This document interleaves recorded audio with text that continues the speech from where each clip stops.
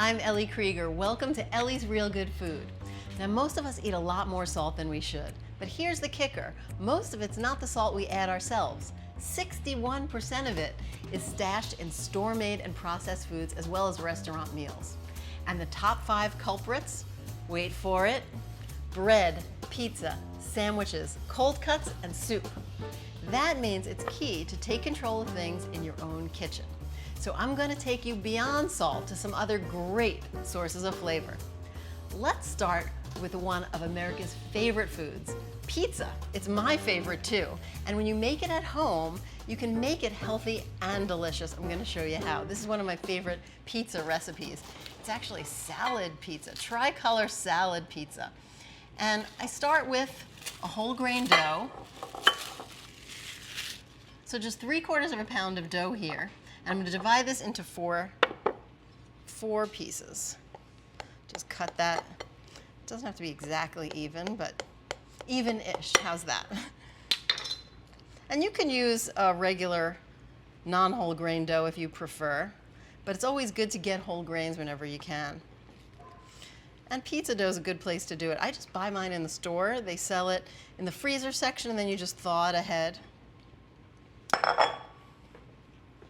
And before I get this going, I'm just going to spray my pans here with some oil spray.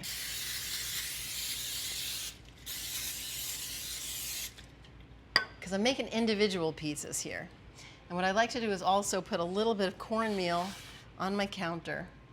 Makes it kind of easier to roll it out, and I love the texture. So I'm going to stretch this out into 4 individual pizzas. Sometimes I use my hands, sometimes I use the rolling pin, sometimes a little of both. Now, bread, like pizza dough, for example, really does generally have a lot of sodium in it. And it's funny because it's one of those things that doesn't taste salty, but it manages to have a lot of sodium anyway. So the idea here is really to just not use too much, right? So I'm stretching this out pretty thin, and makes a nice thin crust pizza anyway, so that's delicious. And then you're not overdoing it with a big heavy crust. So that stretched out pretty easily. Might give it a minute there to relax. Pizza dough likes to relax a little. And this is really fun to do. I love pizza night. I have pizza night like at least once a week in my house. And it's fun because my daughter Bella, she gets involved. Everyone can kind of top their own, which is fun. So you're not only saving a lot of salt and unhealthy ingredients from ordering in, but you're also having fun. It's kind of fun if it's not like a perfect shape anyway. They can be a little oblong, kind of whatever happens, happens, which is the fun of it too. I kind of like that homemade look, rustic. It's pizza rustica. Sounds better that way somehow. So I'm going to give each of these one more spin and put them on the sheet pan. I like to use a pizza stone too, as opposed to the pans, but when I'm making 4 pizzas like this, my pizza stone's not big enough for them. So now I'm going to do some cheeses. 3 cheeses on here, and cheese is another big sodium contributor in our lives, right? But it's also so delicious, and you don't have to go without it. And this is a white pizza, so it's really all cheese as the base. But you're really not overdoing the sodium. In the end, it's about half the sodium of a gooey, over-cheesy slice of pizza that you'd get if you bought it in the store. So I'm going to use about 1/3 cup of freshly grated Parmesan cheese. And that's the other thing about cheese, is when you are using it, really use freshly grated so that you get maximum flavor, as opposed to the stuff that's in the can where you're not going to get nearly as much flavor for the same amount. So that's about 1/3 cup there. I'm going to cut some mozzarella cheese, which is going to give us that meltiness. And here again, just really a modest amount to get a nice meltiness without overdoing it. So about 2 ounces altogether, just thinly sliced, part skim mozzarella. And then I have some ricotta cheese here as well. So spread a little ricotta on each one. It's about a cup altogether, so each one gets a quarter cup. So you're really getting good nutrition here as well because ricotta has a lot of calcium. I love to do like a sweet pizza with ricotta cheese, figs, and a little honey and balsamic vinegar. You gotta try that sometime. Sliced figs. So the ricotta is giving us that beautiful creaminess. Now we'll get all that meltability with some mozzarella. And then that big punch of flavor with the Parmesan. Fresh cracked pepper.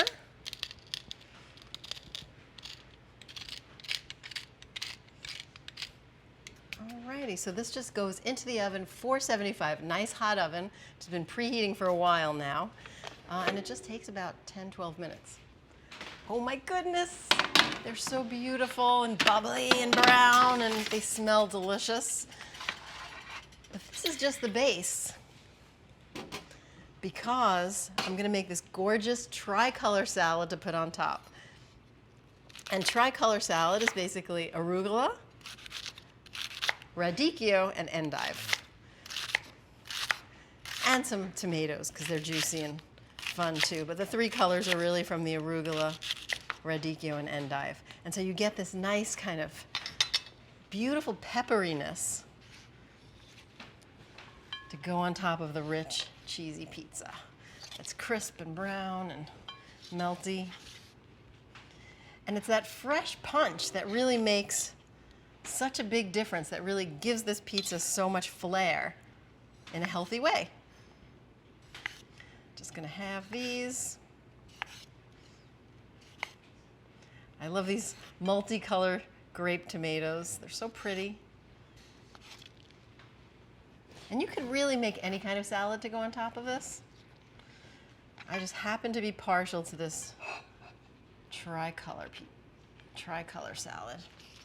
I'll use about half of this, maybe 3/4 of this, and just slice it thin.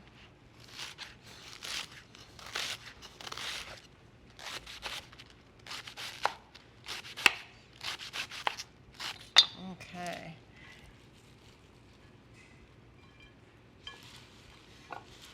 Just toss that a bit.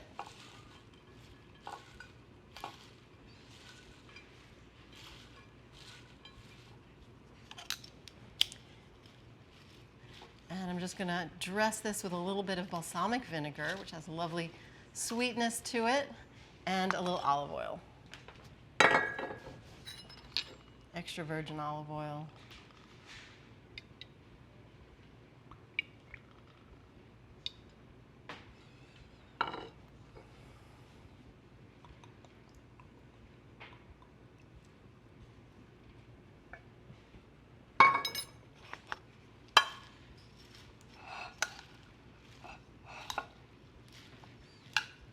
All right.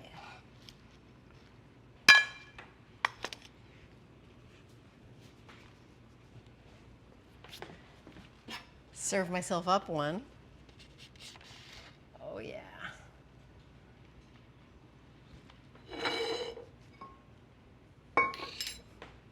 And a lot of salad on top.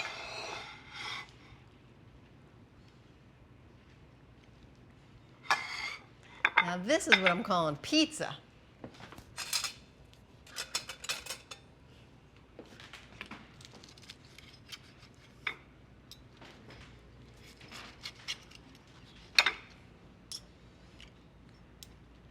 Might just pick it up in my hands. Look at that.